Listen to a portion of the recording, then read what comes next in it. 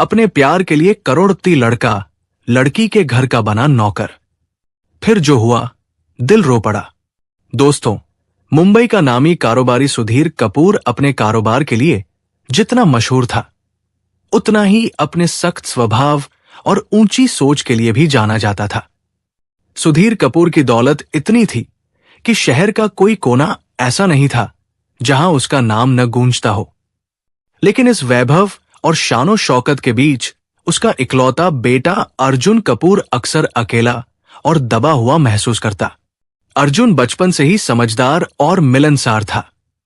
उसमें न तो घमंड था और न ही दिखावा।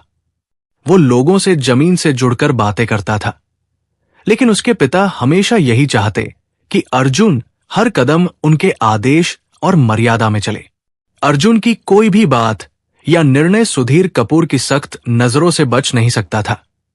धीरे धीरे अर्जुन के भीतर ये दबाव इतना बढ़ गया कि उसने फैसला किया वो अपनी पहचान खुद बनाएगा, अपने दम पर कुछ करेगा।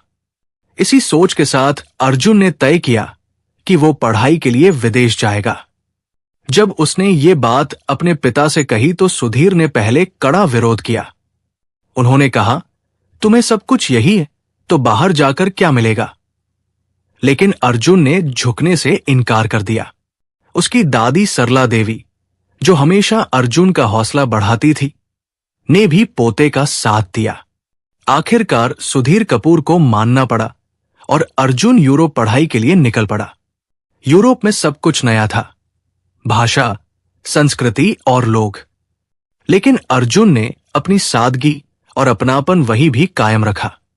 कॉलेज के पहले ही दिन उसकी मुलाकात हुई एक लड़की से, जिसका नाम था संजना त्रिवेदी। संजना भारत के लखनऊ शहर के जाने माने परिवार की बेटी थी। उसके दादा गोपाल कृष्ण त्रिवेदी शहर में इज्जत और परंपरा के प्रतीक माने जाते थे। वे बेहद सख्त और अनुशासन प्रिय थे। संजना अपनी मां और चचेरे भाई के साथ यूरोप पढ़ाई करने आई थी। पहली मुलाकात लाइब्रेरी में हुई। अर्जुन एक किताब ढूंढ रहा था और संजना भी उसी किताब की तलाश में थी। दोनों ने एक दूसरे की ओर देखा, हल्की सी मुस्कान हुई और फिर संजना ने सीधे कहा, आप लीजिए, मुझे कोई और किताब मिल जाएगी। अर्जुन ने हंसकर जवाब दिया, नहीं, शायद ये किताब हम दोनों को मिलवाने का बहाना है। संजना हल्का सा मुस्कुरा दी, मगर अंदर ही अंदर उसने महसूस किया कि ये लड़का बाकी सबसे अलग है। दिन बीतते गए और कॉलेज की क्लासेस और प्रोजेक्ट्स के बहाने उनकी मुलाकातें बढ़ती गई। कभी कैंटीन में साथ कॉफी, कभी यूनिवर्सिटी के गार्डन में बातें। संजना को महसूस हुआ कि अर्जुन में किसी अमीर घर के लड़के का घमंड नहीं है, बल्कि उसमें सच्चाई और अपनापन है। वही अर्जुन को संजना की मासूमियत और सादगी ने खींच लिया। धीरे धीरे ये दोस्ती प्यार में बदल गई। एक शाम कॉलेज के आर्ट फेस्टिवल के दौरान जब चारों ओर रोशनी और संगीत था, अर्जुन ने संजना से कहा, संजना, मैं ये बात अब और छुपा नहीं सकता, मैं तुमसे सच्चा प्यार करता हूं। संजना चुप रही, उसकी आंखें झुक गई, लेकिन होठों पर एक हल्की मुस्कान ने अर्जुन को जवाब दे दिया। उस रात के बाद से दोनों का रिश्ता गहराता गया। इस बीच भारत में सुधीर कपूर को खबर मिल गई थी कि उसका बेटा यूरोप में एक लड़की से प्यार करता है। यह खबर सुनते ही सुधीर का गुस्सा फूट पड़ा। उसने तुरंत तय किया कि वह यूरोप जाकर बेटे से बात करेगा और देखेगा ये मामला क्या है। जब सुधीर कपूर यूरोप पहुंचा और संजना से मुलाकात हुई तो उसने महसूस किया कि यह कोई साधारण लड़की नहीं है, बल्कि अच्छे परिवार की, संस्कारी और शिक्षित लड़की है। उसने सोचा कि अगर बेटे को सच में यही लड़की पसंद है तो वो उसके परिवार से बात करके रिश्ता तय कर देगा। सुधीर कपूर और अर्जुन दोनों भारत लौटे। इसके बाद सुधीर कपूर ने तय किया कि वो लखनऊ जाकर संजना के दादा से मिलकर बात करेगा। लखनऊ की हवेली बहुत बड़ी और परंपराओं से भरी थी। जब सुधीर कपूर वहां पहुंचा तो घर के लोग उनकी अगवानी करने निकले। संजना के दादा गोपाल कृष्ण त्रिवेदी ऊंची कुर्सी पर बैठे हुए थे। उनकी आंखों में वही कठोरता और परंपरा का भार था। सुधीर कपूर ने विनम्र स्वर में कहा, त्रिवेदी जी, मैं अपने बेटे अर्जुन के लिए आपकी पोती संजना का हाथ मांगने आया हूं। मेरे बेटे और आपकी पोती एक दूसरे से पढ़ाई के दौरान मिले और अब दोनों एक दूसरे को पसंद करते हैं। यह सुनते ही गोपाल कृष्ण त्रिवेदी का चेहरा तमतमा गया। उन्होंने सख्त स्वर में कहा, कपूर साहब, हमारी पोती कोई बाजार में खड़ी चीज नहीं है कि कोई भी आकर मांग ले। उसके जीवन का फैसला हम करेंगे। हमारे खानदान में शादी हमारी मर्जी से होती है, न कि बच्चों की पसंद से। सुधीर कपूर ने समझाने की कोशिश की, त्रिवेदी जी, मैं आपके संस्कारों और परंपराओं की कद्र करता हूं, लेकिन आजकल के बच्चे पढ़ते लिखते हैं, अपनी जिंदगी के बारे में सोचते हैं। अर्जुन और संजना का रिश्ता पवित्र और सच्चा है। लेकिन गोपाल कृष्ण त्रिवेदी और भड़क गए। उन्होंने कहा, बस, ये रिश्ता नामुमकिन है। आपकी दौलत और आपके बेटे की जिद हमारी परंपरा को नहीं तोड़ सकती। आप अभी इसी वक्त हमारे घर से चले जाइए। अर्जुन और सुधीर कपूर दोनों निराश होकर वहां से लौट आए। अर्जुन के दिल पर यह ठेस लगी कि उसके सच्चे प्यार को सिर्फ अहंकार और परंपरा के कारण ठुकरा दिया गया। उस रात अर्जुन और संजना ने फोन पर देर तक बात की। संजना रो रही थी। उसने कहा, दादाजी कभी मानेंगे नहीं। शायद हमें अपने प्यार की कीमत हमेशा ताने और दूरी से चुकानी पड़े। अर्जुन ने दृढ़ स्वर में कहा, नहीं संजना, हमें लड़ाई करनी होगी, लेकिन हथियार से नहीं, प्यार से। मैं तुम्हारे घर में रहकर सबको यह साबित करूंगा कि मैं इस परिवार का हिस्सा बनने के लायक हूं। संजना चौंक गई। क्या तुम हमारे घर आओगे? अर्जुन ने आत्मविश्वास से कहा, हां, नौकर बनकर। मैं अपने नाम और पहचान को पीछे छोड़ दूंगा और साबित करूंगा कि सच्चा प्यार और सेवा हर अहंकार को तोड़ सकती है। अगले ही सप्ताह अर्जुन ने अपना नया रूप तैयार कर लिया। उसने अपने महंगे सूट टाई और चमचमाती गाड़ी छोड़ दी। उसकी जगह उसने साधारण कपड़े पहने, एक पुराना झोला उठाया और संजना के घर की ओर चल पड़ा। संजना ने पहले ही अपनी सहेली के जरिए घर में काम करने वाले एक नौकर की जगह खाली होने की खबर उसे पहुंचा दी थी। संजना का दिल तेजी से धड़क रहा था। वो सोच रही थी कि कहीं दादाजी को अर्जुन की असली पहचान पता चल गई तो तूफान खड़ा हो जाएगा। लेकिन अर्जुन ने उसे भरोसा दिलाया था, डर मत, मैं अब राजकुमार अर्जुन नहीं, बस एक आम इंसान राजू हूं। तुम्हारे दादाजी को मैं अपनी मेहनत और ईमानदारी से मनाऊंगा। लखनऊ की उस बड़ी हवेली के दरवाजे पर जब अर्जुन पहुंचा तो वहां के पुराने नौकर हरिदास काका ने दरवाजा खोला। उनकी झुकी कमर, सफेद बाल और अनुभव भरी आंखों से अर्जुन को तुरंत एहसास हो गया कि यहां बिना चतुराई के टिकना आसान नहीं होगा। कौन हो तुम? हरिदास ने गहरी आवाज में पूछा। अर्जुन ने सिर झुकाकर जवाब दिया, नाम राजू है, काम की तलाश में हूं। सुना है यहां एक नौकर की जरूरत है। हरिदास ने उसे ऊपर से नीचे तक देखा और अंदर बुला लिया। कुछ ही देर में अर्जुन को गोपाल कृष्ण त्रिवेदी के सामने पेश किया गया। काम चाहिए? गोपाल कृष्ण की आंखों में वही कठोरता थी। अर्जुन ने विनम्रता से कहा, जी हां मालिक, मैं मेहनत से कोई भी काम कर लूंगा। खाना परोसना हो या बगीचे की सफाई, सब कर सकता हूं। गोपाल कृष्ण ने बिना ज्यादा सोचे कहा, ठीक है, रहोगे तो यहां के नियमों से। गलती बर्दाश्त नहीं होगी। अर्जुन ने सिर झुकाकर हामी भर दी। उस दिन से हवेली में उसका नया जीवन शुरू हो गया। पहले दिन ही उसे कठिनाई का अंदाजा हो गया। सुबह तड़के उठना, आंगन में झाड़ू लगाना, बर्तन मांजना और मेहमानों की सेवा करना, ये सब उसके लिए नया अनुभव था। लेकिन अर्जुन ने कभी शिकायत नहीं की। वो मुस्कुराते हुए हर काम करता और उसकी यही आदत धीरे धीरे घर वालों के दिल को छूने लगी। संजना के चचेरे भाई आलोक को तो जैसे नया नौकर मिल गया हो, जिससे वो रोज काम निकलवा कर मजा ले सके। अरे राजू, जरा मेरी साइकिल साफ कर दो, वो आदेश देता। अर्जुन हंसते हुए उसके सारे काम फटाफट कर देता। धीरे धीरे अर्जुन ने घर के हर सदस्य से रिश्ता बनाना शुरू कर दिया। संजना की दादी कुसुम देवी, जो अक्सर बीमार रहती थी, उनकी दवाइयों का समय वही याद रखता। जब भी उनकी तबीयत बिगड़ती, अर्जुन तुरंत पानी और दवा लेकर उनके पास खड़ा होता। कुसुम देवी कहती, ये लड़का तो भगवान भेजा है। संजना सब कुछ देखती रहती। उसका दिल भर आता था कि अर्जुन अपनी मोहब्बत साबित करने के लिए कितनी बड़ी कुर्बानी दे रहा है।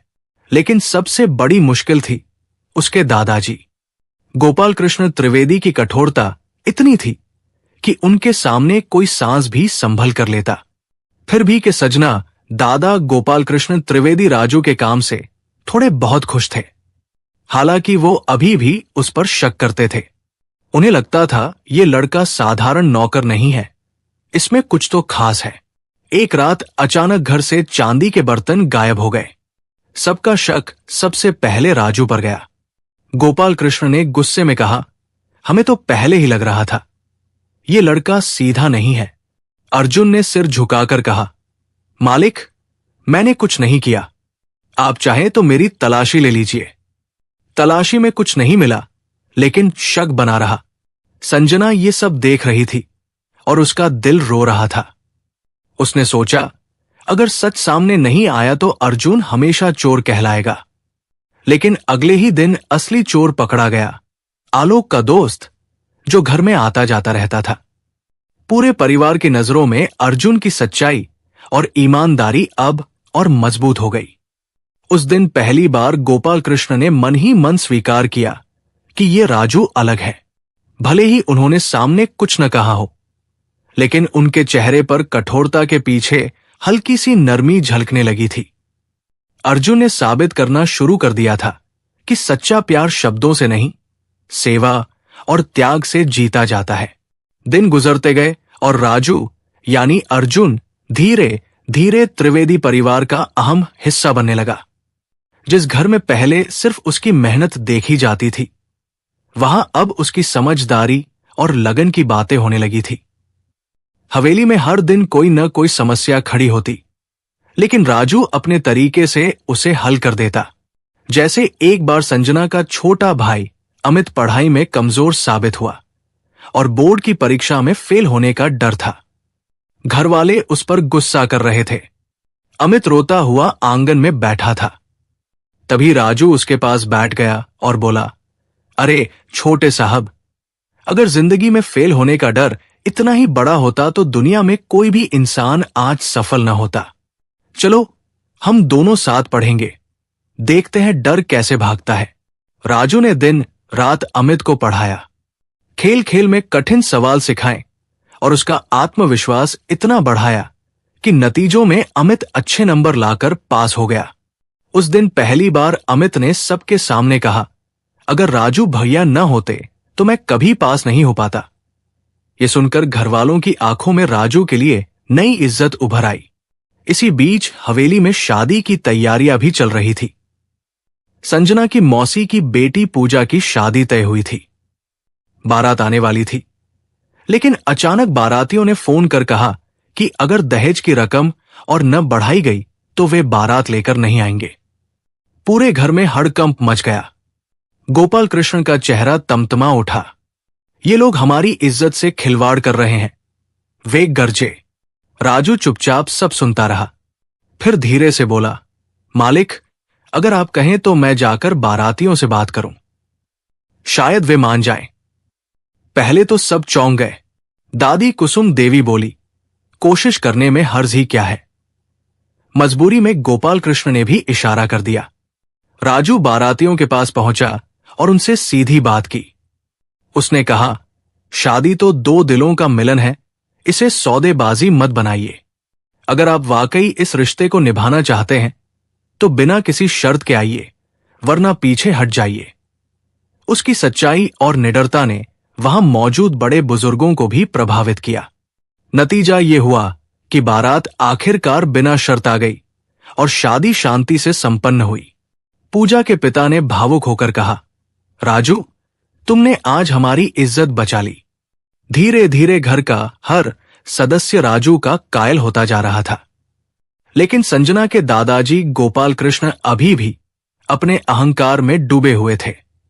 वे राजू की अच्छाई को मानने से इनकार करते, लेकिन अंदर से वे भी जानते थे कि ये लड़का साधारण नौकर नहीं है।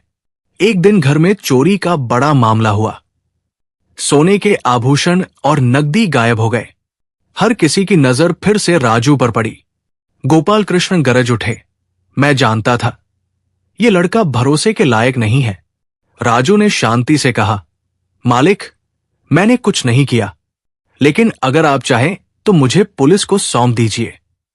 संजना का दिल टूट रहा था।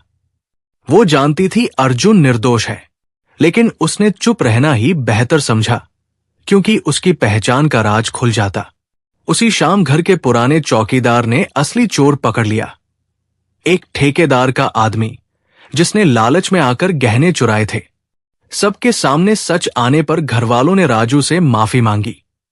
कुसुम देवी ने उसका हाथ पकड़कर कहा, बेटा, अगर तू इस घर का असली सदस्य नहीं है तो फिर कौन है?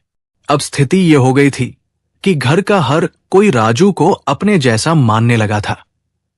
बच्चे उसे राजू भैया कहते, बुजुर्ग उसे आशीर्वाद देते और औरतें उसे घर का सहारा मानती।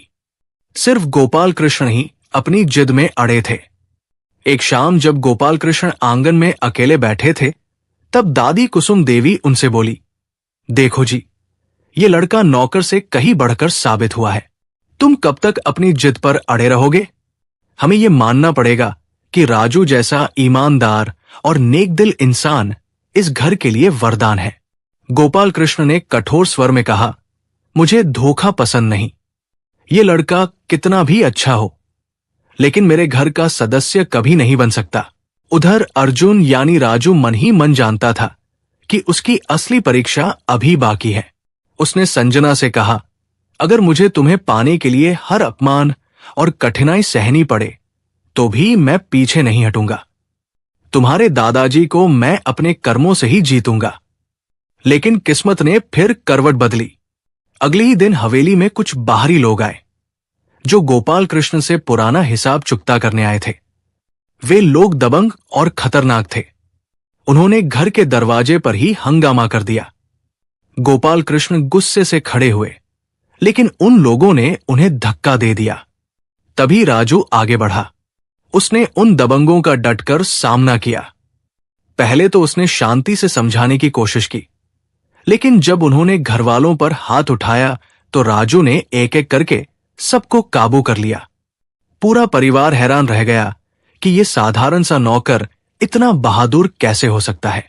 उस दिन पहली बार गोपाल कृष्ण की आंखों में राजू के लिए सम्मान झलक उठा। हालांकि उन्होंने कुछ कहा नहीं, लेकिन उनके कठोर चेहरे पर नरमी की हल्की लकीर साफ दिख रही थी। राजू ने साबित कर दिया था कि वो न सिर्फ मेहनती और ईमानदार है, बल्कि परिवार की इज्जत और सुरक्षा के लिए अपनी जान तक दांव पर लगा सकता है। हवेली में अब राजू की चर्चा हर तरफ थी। कोई उसे घर का रक्षक कहता, कोई दादी की दवा वाला देवदूत, तो कोई अमित का गुरु। लेकिन सबसे ज्यादा असर ये हुआ कि घर में खुशी और अपनापन लौट आया था।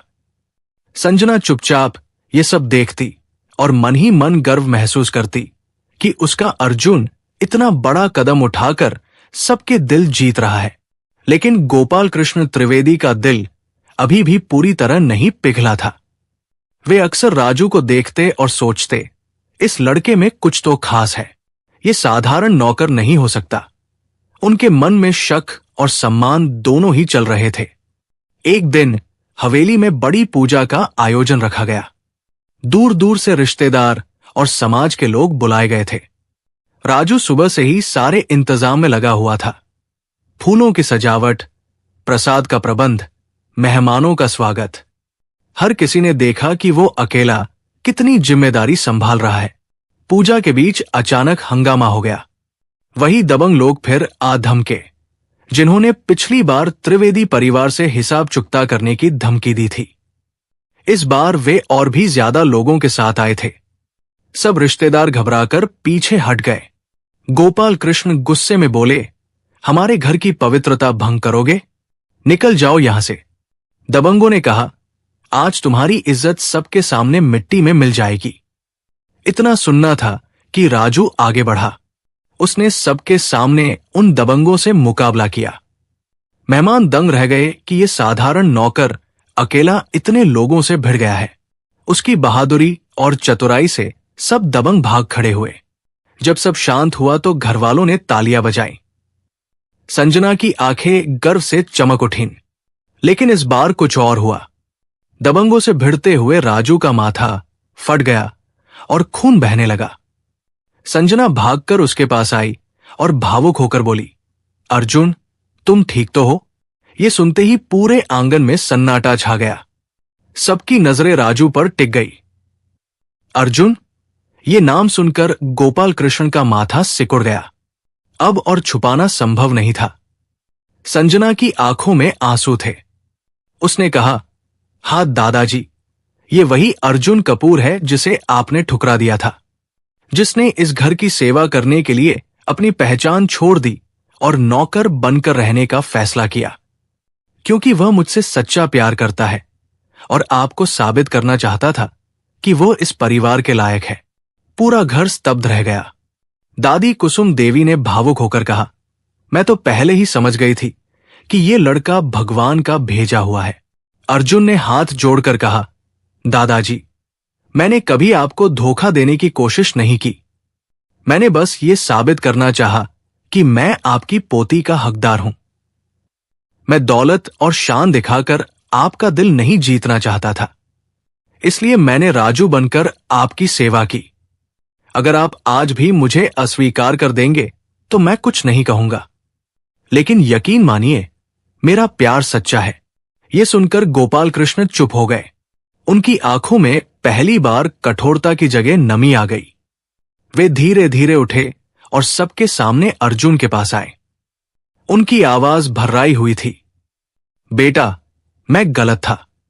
मैंने सोचा था कि अमीर घर का लड़का हमारी परंपरा और इज्जत को समझ नहीं पाएगा, लेकिन तुमने साबित कर दिया कि इंसान की पहचान उसकी दौलत से नहीं, बल्कि उसके कर्मों और त्याग से होती है। आज से तुम सिर्फ मेरी पोती के पति ही नहीं, बल्कि इस घर के बेटे हो। इतना कहते ही उन्होंने अर्जुन को गले लगा लिया। पूरा घर तालियों और खुशी की आवाज से गूंज उठा। संजना की आंखों से आंसू बह रहे थे, लेकिन इस बार वे आंसू खुशी के थे। सुधीर कपूर भी उसी वक्त वहां पहुंचे, जिन्हें खबर मिल चुकी थी। उन्होंने गोपाल कृष्ण से हाथ मिलाकर कहा, धन्यवाद त्रिवेदी जी, आपने मेरे बेटे को अपने दिल में जगह दी। पूरे परिवार ने मिलकर अर्जुन और संजना की शादी धूमधाम से की। हवेली में संगीत, नृत्य और हंसी खुशी का माहौल था। दादी कुसुम देवी ने नवविवाहित जोड़े को आशीर्वाद देते हुए कहा, हमेशा याद रखना बेटा बेटी, असली हीरो वही होता है जो अपने परिवार और रिश्तों की खातिर त्याग करे। अर्जुन और संजना ने एक दूसरे का हाथ थामा और मन ही मन वादा किया कि चाहे कैसी भी कठिनाई आए, वे हमेशा साथ रहेंगे। दोस्तों, सच्चा हीरो वही है जो प्यार, सेवा और ईमानदारी से दिल जीत ले, न कि दौलत और दिखावे से। लेकिन अगर आप अर्जुन की जगह होते तो क्या अपने प्यार को पाने के लिए इतने बड़े और इज्जतदार घर में नौकर बनकर रहते और सबका दिल जीतने की कोशिश करते, या हार मानकर दूर चले जाते? आपकी राय हमारे लिए बहुत कीमती है। कमेंट करके जरूर बताइए। और हां, अगर ये कहानी आपके दिल को छू गई हो तो वीडियो को लाइक करें, शेयर करें और हमारे चैनल स्टोरी बाय AK को सब्सक्राइब जरूर करें। मिलते हैं अगली कहानी में। तब तक इंसानियत निभाइए, मोहब्बत फैलाइए और जिंदगी को मुस्कुराकर जीते रहिए। जय हिंद, जय भारत।